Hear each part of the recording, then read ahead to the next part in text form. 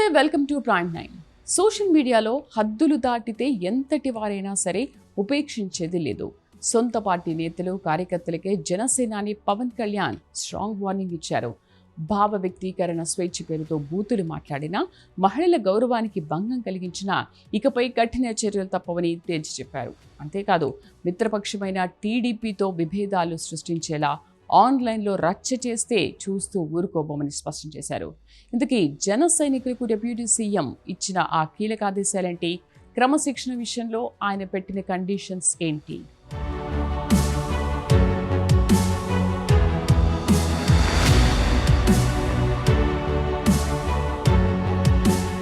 సామాజిక మాధ్యమాల వేదికగా వివిధ అంశాలపై స్పందించే సమయంలో పార్టీ నాయకులు, కార్యకర్తలు, వీర మహిళలు అత్యంత బాధ్యతాయుతంగా వ్యవహరించాలని జనసేన పార్టీ అధినేత AP deputy CM Pawan Kalyan స్పష్టం చేశారు.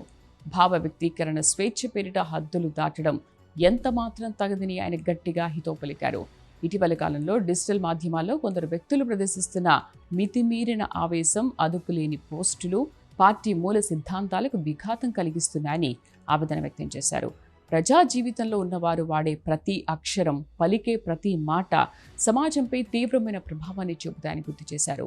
పార్టీ నాయకత్వం నిర్దేశించిన రాజకీయ విలువల చట్టంలోనే ప్రతి ఒక్కరి ప్రవర్తన ఉండాలని తేల్చి చెప్పారు. వ్యక్తిగత కక్షలు, భావోద్వేగాలకు ప్రాధాన్యం ఇవ్వకుండా ప్రజల సంక్షేమం, రాష్ట్రాభివృద్ధి లక్ష్యంగా సాగే చర్చలకే ప్రాధాన్యం ఇవ్వాలని సూచించారు. సమాజంలో ఆదర్శవంతమైన వాతావరణం నెలకొల్పేందుకు శ్రేణులంతా నిరంతరం కృషి చేయాలని ఆయన పిలుపునిచ్చారు. రాజకీయ విమర్శలు చేసే క్రమంలో వ్యక్తిగత దూషణలకు దిగడం అత్యంత హేయమైన చర్య అని పవన్ కళ్యాణ్ పేర్కొన్నారు.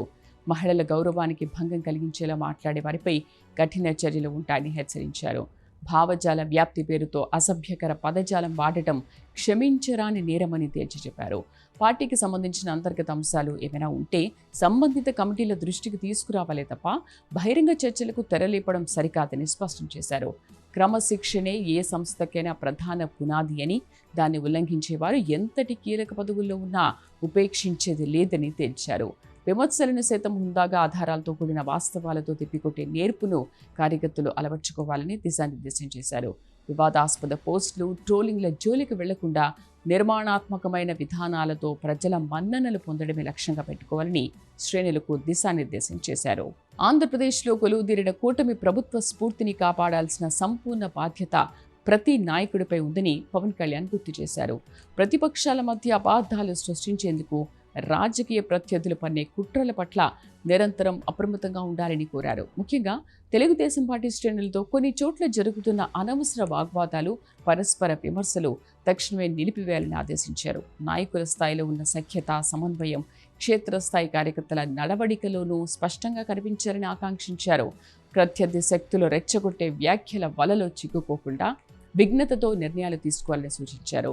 కూటమి లక్ష్యాలు నెరవేరాలంటే రెండు పార్టీల కార్యకర్తల మధ్య పరస్పర గౌరవం, సంపూర్ణ సహకారం అత్యంత ఆవశ్యకమని స్పష్టం చేశారు. చిన్నపాటి విభేదాలు ఉంటే స్థానిక నాయకత్వ సమక్షంలో పరిష్కరించుకోవాలి తప్ప ఆన్లైన్ వేదికలపై రచ్చకెక్కి పరువు తీయొద్దని హెచ్చరించారు. క్షేత్రస్థాయిలో పార్టీ జెండాను మోస్తూ నిస్వార్థంగా సేవలందిస్తున్న జన సైనికులు, వీర మహిళల సంక్షేమానికి పార్టీ ఎల్లప్పుడూ అండగా ఉంటుందని భరోసా ఇచ్చారు. కార్యకర్తల త్యాగాలు, అంకిత భావం వల్లే నేడు ప్రజాస్వామ్య వ్యవస్థలో పార్టీ ఈ స్థాయికి చేరుకుందని కొనియాడారు. ఇదే సమయంలో పార్టీ ప్రతిష్టను దిగజార్చేలా కొందరు సాగిస్తున్న విచ్ఛిన్నకర పోకడలను ఎండగట్టాలని పిలుపునిచ్చారు. అధికారంలో ఉన్నామనే అహంకారం దరిచేరనీయకుండా ప్రజాసేవకులే అన్న భావనతో మెలగాలని చెప్పారు. ప్రజల నిజమైన సమస్యలను వెలుగులోకి తెచ్చే సాధనంగా మాత్రమే డిజిటల్ ప్లాట్ఫారాలను సద్వినియోగం చేసుకోవాలని స్పష్టం చేశారు. అభివృద్ధి కార్యక్రమాలను, ప్రభుత్వ సంక్షేమ పథకాలను ప్రజల్లోకి బలంగా తీసుకెళ్లేందుకు సోషల్ మీడియా విభాగాలు చురుగ్గా పనిచేయాలని ఆదేశించారు. సమిష్టి కృషితోనే నవ్యాంధ్ర నిర్మాణ స్వప్నం సాకారమవుతుందని, ఆ దిశగా ప్రతి ఒక్కరూ పునరంకితం కావాలని ఆకాంక్షించారు. శాంతి భద్రతల పరిరక్షణ, సుపరిపాలన అందించడమే ధ్యేయంగా రాష్ట్ర ప్రభుత్వం పనిచేస్తోందని పవన్ కళ్యాణ్ వివరించారు. ప్రత్యర్థులు చేసే విష ప్రచారాలను వాస్తవ గణాంకాలతో మాత్రమే సమర్థవంతంగా ఎదుర్కోవాలని సూచించారు. దూషణలు సమాధానం కావని, కేవలం నిబద్ధతతో కూడిన నిరంతర పనులే సమాధానం చెబుతాయని పేర్కొన్నారు. ప్రతి కార్యకర్త ఒక బాధ్యతాయుతమైన పౌరుడిగా ఉంటూ సమాజానికి ఆదర్శంగా నిలవాలని ఉద్బోధించారు. ప్రజా సమస్యల పరిష్కారంలో భాగస్వాములు కావడమే పార్టీ సిద్ధాంతమని, అనవసర వివాదాల్లో సమయం వృధా చేసుకోవద్దని స్పష్టం చేశారు. పార్టీ గౌరవాన్ని పెంచేలా ప్రతి ఒక్కరి ప్రవర్తన ఉండాలని ఆకాంక్షించారు. ఇచ్చిన మార్గదర్శకాలను తూచా తప్పకుండా పాటిస్తూ పార్టీ ఆశయ సాధనలో ముందుకెళ్లాలని శ్రేణులకు నిర్దేశించారు. ఈ క్రమంలో నిబంధనలు ఉల్లంఘించే వారిపై క్రమశిక్షణా చర్యలు తప్పవని మరోసారి హెచ్చరిస్తూ ప్రకటన ముగించారు.